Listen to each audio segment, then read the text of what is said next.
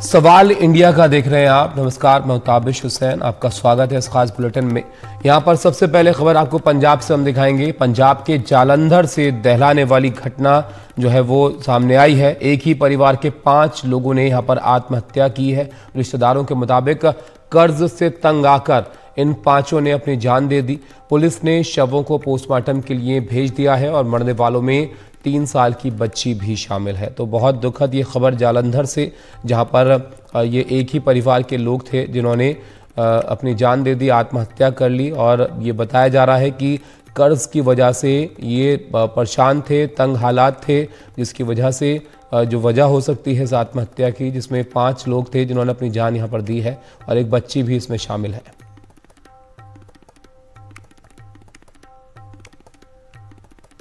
की कारण रहा, कुछ है आइडिया जी? नहीं सर, मैंने तो पता नहीं कुछ। मैं तो फोन चकदा, फोन मेरा चक्या नहीं। सारा सानू मैं गवांढियां ने फोन किया भी चेक करो, घर वाली भी नहीं मेरी चकदी सी। किन्ने को बजे का? 1.5 घंटा पहला। अच्छा, पेपर तो नहीं चकदे। पेपर किने बाहर किने जाना सी जी? ਤੁਸੀਂ ਦੱਸ ਰਹੀ ਸੀ ਨਾ ਹੁਣੇ ਹੀ ਗੁੜੀਆ ਨੇ। ਮੈਂ ਕਿੱਥੇ ਜਾ ਰਹੇ ਸੀ? ਕੈਨੇਡਾ। ਤੇ ਤੁਹਾਡੇ ਵਾਈਫ ਵੀ ਨਾਲ ਵੀ ਜਾ ਰਹੇ ਸੀ। बहुत माड़ी गल हुई है जी। जल्दी खुर्द ਵਿੱਚ ਇੱਕ ਪਰਿਵਾਰ ਸੀਗਾ, ਮਨਮੋਹਨ ਸਿੰਘ, ਉਹਨਾਂ ਨੇ ਸੁਸਾਈਡ ਕਰ ਲਿਆ। ਬਾਕੀਆਂ ਦੇ ਗਲਾਂ 'ਚ ਨਿਸ਼ਾਨ ਨੇ, ਰੱਸੀ ਨਾਲ ਫਾੜ ਦਿੱਤਾ ਹੁੰਦਾ। ਛੋਟੀ ਬੱਚੀ ਸੀ 3 ਸਾਲ ਦੀ, ਇੱਕ ਲੜਕੀ ਮੈਰਿਡ ਹੈ ਤੇ ਇੱਕ ਲੜਕੀ ਅਨਮੈਰਿਡ ਹੈ, ਇੱਕ ਉਹਨਾਂ ਦੀ ਵਾਈਫ ਆ। ਬੜੀ ਦੁਖਦਾਈ ਗੱਲ ਹੋਈ ਹੈ ਜੀ, ਪਰ ਉਹਦੀ गहराई ना इन्वेस्टिगेशन करके जिवें भी गल होगी उदा ही कार्रवाई की होगी। मोहम्मद गजाली हमारे सहयोगी हमारे साथ जुड़ गए हैं। गजाली, बहुत अफसोसजनक खबर है ये। एक ही परिवार के लोग थे, क्या पता चल पाया है इसके बारे में? क्या हालात रहे होंगे इनके, क्या किया करता था ये परिवार? जी देखिए, जहाँ तक पुलिस की जानकारी मिल रही है, अभी तक जितनी भी जानकारी पुलिस के पास है वो फ़िलहाल उनके सुसाइड नोट से ही मिला है, जिसमें ये भी बात लिखी हुई थी कि उनको इलेक्ट्रॉनिक या इलेक्ट्रिकल क्रीमेटोरियम में ही उनका जो संस्कार है वो किया जाए। इसके अलावा यही पता लग रहा है कि आर्थिक तंगी में थे, आसपास के लोगों से उन्होंने कर्ज बहुत ले रखा था और ऐसी आमदनी थी नहीं कि वो कर्ज वापस लौटा सके। और जो इकोनॉमिक क्राइसिस की हम बात करते हैं वो इससे साफ जाहिर होता है कि जालंधर जैसे शहर में भी ऐसे लोग हैं, और पंजाब के अलग अलग इलाकों में या देश के भी अलग अलग इलाकों में ऐसी कई जगह हैं जहाँ पर आमदनी की वजह से लोग काफ़ी तंग और परेशान हैं। उसका एक जीता जागता जो नमूना है या जो जीता जागता उदाहरण है वो जालंधर की ये फैमिली है कि 5 परिवार के जो सदस्य हैं उनको जो कह सकते हैं जो मेल सदस्य थे, जो पुरुष सदस्य हैं उस परिवार के, उन्होंने सबको मारा भी और ख़ुद भी सुसाइड कर लिया। फ़िलहाल सिर्फ यही जानकारी मिल रही है कि उनकी आमदनी कोई बहुत ज़्यादा नहीं थी, छोटा मोटा काम करते थे और तंग परेशान होकर और इस चिंता में कि वो कर्ज़ वापस नहीं कर पाएंगे, इस वजह से उन्होंने अपनी भी जान ली और अपने परिवार वालों को भी या 5 सदस्य जो हैं उन्होंने सुसाइड कर लिया। जी बिल्कुल, अभी जो शुरुआती जानकारी है वो तो यही बताती है, लेकिन गजाली, जहाँ पर ये रहते थे वहाँ पे आसपास के लोगों का इनको लेकर क्या कहना है, अगर कुछ वहाँ से पता चल पाया हो?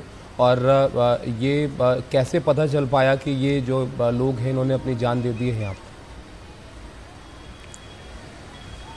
जी देखिए, अक्सर इन इलाकों में ये होता है कि अगर कोई घर से ना निकले, क्योंकि जालंधर के थोड़ा बाहरी इलाके के पास का है ये इलाका, तो वहाँ के गांव के सरपंच वगैरह ने जब देखा कि 9 बजे सुबह तक इन्होंने ना घर का दरवाज़ा खुला है और इन्हीं के एक रिश्तेदार ने फ़ोन भी इनके जिन्होंने सुसाइड किया है उनके नंबर पे कॉल किया उनके रिश्तेदारों ने। जब उन्होंने भी फ़ोन नहीं उठाया, घर खटखटाने पर भी नहीं खुला, तब गांव के जो सरपंच हैं उन्होंने पुलिस को भी इत्तला दी और घर जब तोड़ा गया, दरवाज़ा खोला गया, तो अंदर ये सभी कह सकते हैं कि लटके हुए पाए गए। बहुत शुक्रिया गजाली आपका इस सब जानकारी के लिए। तो देखिए, बहुत दुखदाई खबर भी एक तरह से। आपके किस हालात में रहे होंगे कि एक ही परिवार के जो लोग थे तमाम उन्होंने यहाँ पर आत्महत्या कर ली। अब हालांकि यहाँ पर जो लोग हैं, पुलिस ने उनके शवों को पोस्टमार्टम के लिए भेजा है। मरने वालों में 3 साल की एक बच्ची भी शामिल है, ये बताया जा रहा है। यहाँ पर पंजाब के जालंधर से ये घटना जो है वो सामने आई है। आगे बढ़ते हैं और अब अगली बड़ी खबर का रुख करते हैं जो कि जापान से है। यहाँ पर नए साल के पहले ही दिन जापान में 7.5 तीव्रता का भूकंप आया और भूकंप के तुरंत बाद यहाँ पर सुनामी की चेतावनी जारी की गई है और प्रभावित इलाकों के लोगों को तुरंत घर खाली करने को कहा गया है। और बड़ी खबर यहाँ पर सुनामी को लेकर है कि जापान के पश्चिमी तट से ये लहरें जो हैं वो समुद्र की टकराई हैं, ऊंची लहरें यहाँ पर उठने लगी हैं और सुनामी को लेकर चेतावनी यहाँ पर एक बार फिर से जापान में जो है वो जारी कर दी गई है। इससे पहले भी एक बार सुनामी आई थी, वो तस्वीरें भी आपके जहन में होंगी जापान की, जब बहुत तबाही इसकी वजह से मची थी। अब यहाँ पर एक ज़ोरदार भूकंप जो है वो पहले महसूस किया गया और उसके बाद सुनामी की चेतावनी। 5 मीटर ऊँची तक लहरें जो है जापान के समुद्र में उठी हैं इस भूकंप के बाद।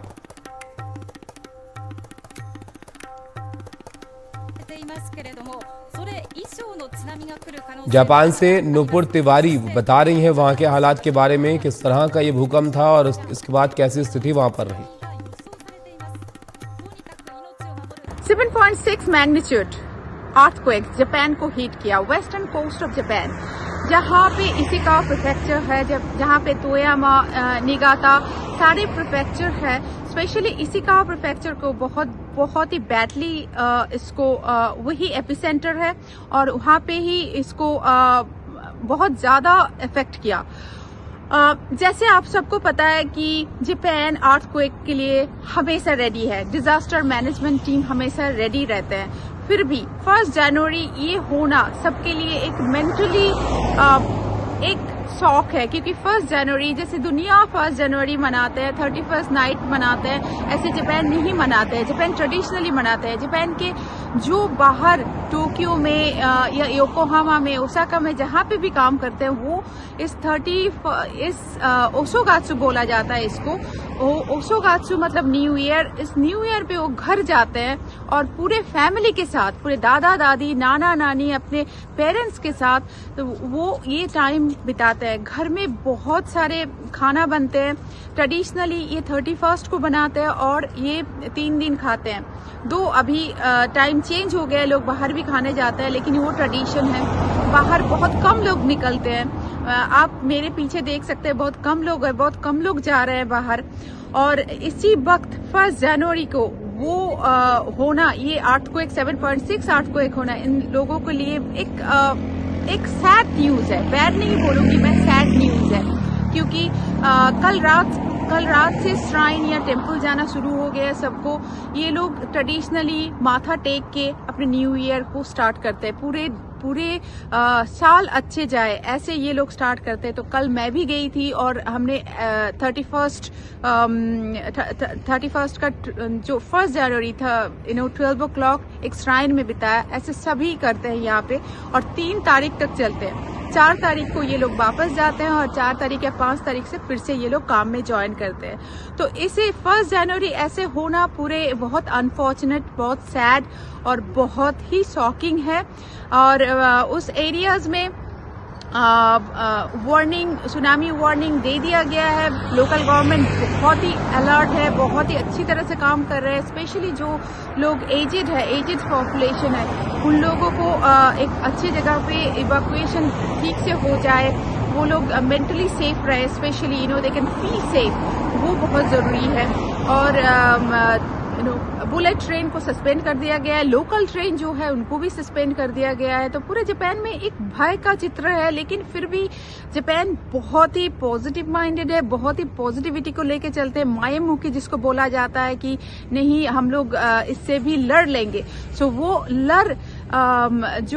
लड़ने का जो उनका जो क्षमता है, जो मेंटल स्ट्रेंथ है, उसी के साथ आप सब भी दुनिया के जो भी देख रहे हैं आज, सब जापान को पॉजिटिविटी भेजिए कि इससे जापान उभर के आ सके। हमारे सहयोगी उमा भी हमारे साथ जुड़ गए हैं। उमा, नूपुर भी बता रही थी जापान के लिए कि वहाँ पर अर्थक्वेक आते रहते हैं, तो वहाँ के लोगों को इस चीज़ की आदत है, लेकिन इस बार देखें अगर तो बहुत तीव्र था ये भूकंप जो था और अब सुनामी की भी चेतावनी दे दी गई है। तो ये कितना चिंताजनक हालात वहाँ पर हैं इस भूकंप के बाद? जी देखिए 7.6 मैग्नीट्यूड के भूकंप के बाद जो सबसे बड़ी चिंता थी जापान की वो न्यूक्लियर पावर प्लांट को लेकर थी, क्योंकि आपको याद होगा 2011 में जब भूकंप आया था जो कि 9 मैग्नीट्यूड का था, उसमें जो फुकुशिमा पावर प्लांट जो न्यूक्लियर पावर प्लांट है उसको नुकसान जो पहुंचा था, जो कि आज तक भी वो ठीक नहीं हुआ है और उसकी वजह से काफी रेडियोधर्मिता जो है वो भी फैली थी। तो इस वजह से सबसे बड़ी चिंता थी न्यूक्लियर पावर प्लांट की। अभी तक जो जापान का न्यूक्लियर पावर प्लांट नियामक है उसकी तरफ से जो जानकारी दी गई है उसके मुताबिक किसी भी पावर प्लांट को कोई नुकसान नहीं पहुंचा है, तो एक बहुत बड़ी ये राहत की बात है। जहां तक सुनामी की बात है तो नोटो जैसा जो इलाका है, तटीय इलाका है, वहां पर 5 मीटर से के आसपास की जो लहर है वो टकरा रही है। इवैक्यूएशन का जो काम है वो चल रहा है। जापान के प्रधानमंत्री ने लोगों को ये निर्देश दिया है कि जो भी इवैक्यूएशन को लेकर जो कुछ भी किया जा रहा है उसमें वो सहयोग करें और इवैक्यूएट होकर सुरक्षित इलाकों की तरफ चले जाएं। जैसा कि नुपुर ने भी बताया कि बिजली जो है उसको काफी नुकसान पहुंचा है इंफ्रास्ट्रक्चर को। बहुत सारे घरों में, तकरीबन 30,000 घरों में बिजली की कमी हो गई है। कई जगह बिजली के खंभे जो हैं वो गिरे हैं। कई जगह जो सड़कों पे और जो जमीन पर दरार जो है वो बड़ी बड़ी दरारें नजर आ रही हैं। और इन सब बातों के बीच जो है वो जापान का जो राहत और बचाव दल है वो अपने काम में जुटा हुआ है। लेकिन अहम बात यही है कि जो मध्य जापान जहां की भूकंप आया उसके बाद जो पश्चिमी तट पे जिस तरह से सुनामी की जो एक चेतावनी दी गई है, और न सिर्फ जापान में चेतावनी दी गई है बल्कि जो नॉर्थ कोरिया है उसने भी अपने तटों पे सुनामी का जो एक चेतावनी है वो जारी किया है। साउथ कोरिया ने जारी किया है। यहां तक कि रूस के तटीय इलाकों में भी सुनामी की चेतावनी जारी की गई है। अब से कुछ घंटों के बाद असर पता चलेगा कि आखिरकार सुनामी की जो लहरें जिसके बारे में कहा जा रहा है कि वो 5 मीटर से और ज्यादा ऊंची भी जा सकती है, तो ये एक एहतियात बरतने का समय है और जापान में इसको लेकर एहतियात बढ़ता जा रहा है। और जैसा कि जापान में भूकंप आते रहने का सिलसिला है तो घर वहां पे इस तरह के होते हैं जिसमें कि ज्यादा लोगों को जानी नुकसान ना हो, लेकिन थोड़ा समय इंतजार करना होगा कि आखिरकार किस तरह की जो किस तरह का नुकसान जो है ये सुनामी पहुंचा पाती है। जहां तक भूकंप की बात है तो कई सारे घर गिरे हैं जैसा कि हमने दृश्यों में देखा है, लेकिन अब आशंका सुनामी को लेकर है कि उससे कितना ज्यादा नुकसान होता है, तो नजर इस बात पर बनी हुई है। ताबिश जी बिल्कुल उमा, इसी बात पर नज़र अब है कि ये सुनामी जो है ये कितना नुकसान यहाँ पर पहुँचा सकती है, किस तरह की लहरें वहाँ पर उठ रही हैं। बहुत शुक्रिया आपका इस सब जानकारी के लिए। तो देखिए जापान में ये तेज़ भूकंप जो है आया है और उसके बाद चिंता यहाँ पर सुनामी को लेकर है जिसकी चेतावनी यहाँ पर जारी की गई है। 7.5 तीव्रता का ये भूकंप था जापान में।